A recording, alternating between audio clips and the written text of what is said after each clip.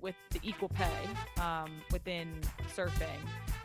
In 2018, the World Surf League announced that all prize money had to be equal for men and women, and the men and women events were held at this. You guys compete or travel around the world and go to all the same places, compete at all the same breaks. And you were one of the athletes who was publicly calling for this for years. So can you talk a little bit about that battle to get World Surf League to pay men and women the same? Yep. Well, I feel like I take a lot of credit for this kind of big change that happened within our sport, but it's really a lot of the women before me who were battling for this, just to make these changes so the beginning of my career, you'd stand on the podium and make $10,000, $12,000, and the men would make like $40,000. And, so we were earning less than half of the men. And, there was always the excuses along the way, like, oh, well, the women don't surf as good, or we don't charge as hard. There's not as many people that tune in. And, there's always the excuses here and there. And like, well, would you guys beat a man in a competition? Probably not. So why should you deserve the same amount of money? And it's like, yeah, it's pretty frustrating. It gets tiring after a while. To be honest, I spent the first I was never driven by money. So number one, I really didn't pay attention to it. It only became it's more so the respect piece in my exactly mind. The respect. Yeah.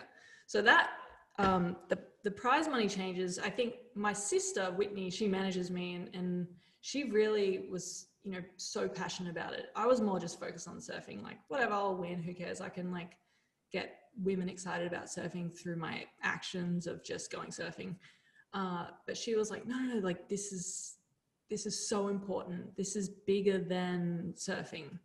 And the beauty of sport is that our prize money is open, not like public knowledge. When you stand up on the stage at the end of the event and both the men and the women hold up their checks together, and it's public knowledge what you make.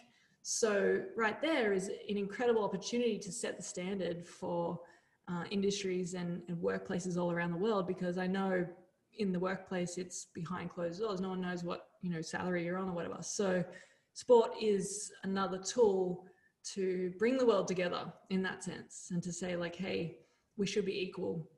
I actually just read a really good it was actually Megan Rapinoe who was talking about how she got asked those same questions, like, well, would you beat the junior men's team? Like, why should you earn as much money as them? Would you actually beat them? Probably not. And she said, well, to be honest, I am as skillful. I'm actually probably more skillful than all of those guys put together, but naturally our bodies just don't grow as strong and as big. And that's just science. So we can't help that. But that doesn't take away from the fact that we train just as hard.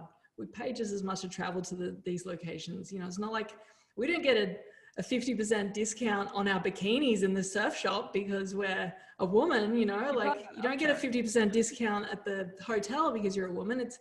It's a ridiculous argument, to be honest. It's insane, but I think that's the beauty of sport. And so surfing, the governing body of surfing was called the ASP.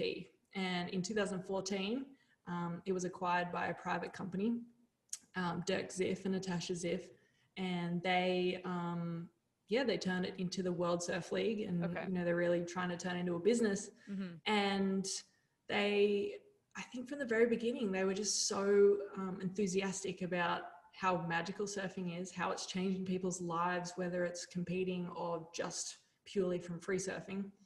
And they were always so willing to listen to the surfers and what kind of changes need to be made to elevate the sport and to really show people what an incredible industry and what an incredible world the surfing world is.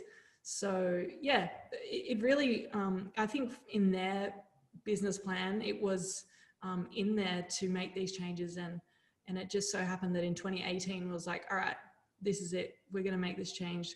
the women and the men deserve to be paid equal prize money across all disciplines. So the tennis, they have equal prize money, but only in the Grand Slams. And so in their like lower tiered events, they don't actually have equal prize money, and they've sort of claimed that they have equality and all sorts of stuff for a while, which is awesome. It's an amazing start. But the WSL said, okay, if we're going to do this, it's not just because it's a trend.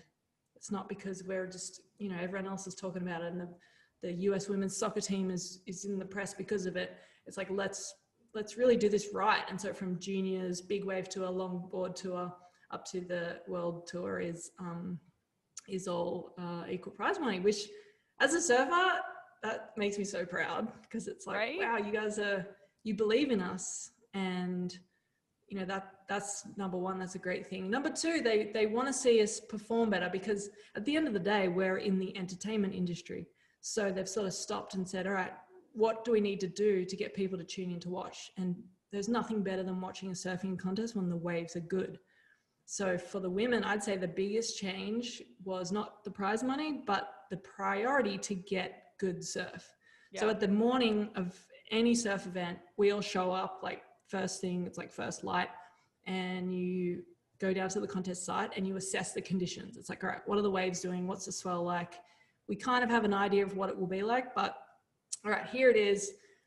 What's the plan? And in the past, it was like, oh, the waves are firing, the men are on. Yep. And it's like, okay, the wind comes on shore. All right, well, let's put the women out there now. And it never really gave us enough opportunity to perform well, because we were always in the bad surf. Yeah. And so the biggest changes have been having more priority. So now we show up to events and it's like, oh my God, the waves are firing.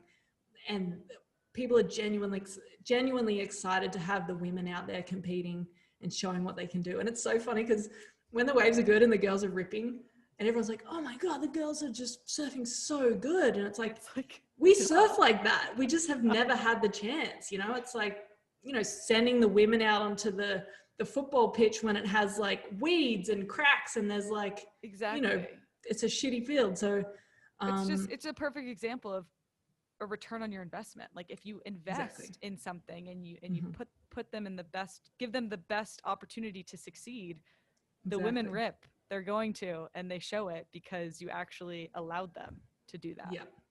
So I think that they were major changes. And I think, it was just so special to be a part of this movement and this change, and as surfing, like to be the rebel sport, to actually lead the way in this sense is great. And I really hope that it's encouraging a lot of other sports around the world to do the same thing, because it's build it and they will come. That's the other argument. They're like, oh, there's not as many women on tour, and it's like, yeah, but we haven't had the same opportunities from the beginning to build the sport to have the same numbers. But if we start now, the future will have those numbers. That's just called natural progression if there's support there. It's exactly. You are spot on. I couldn't say it better myself. I feel like I have said those exact words many, many times. And it's crazy that there's. But it's cool. It's so inspiring. Like every single time I go in the surf, the ratio of women in the lineup to men now is, it's almost 50-50 in a lot of locations. And we really bring a vibe that is a lot more balanced, and it's, we're not out there to kind of take anything away from the guys or compete with them. It's just like, we're doing this for the same reasons. So, let's respect each other and get on with it. Totally.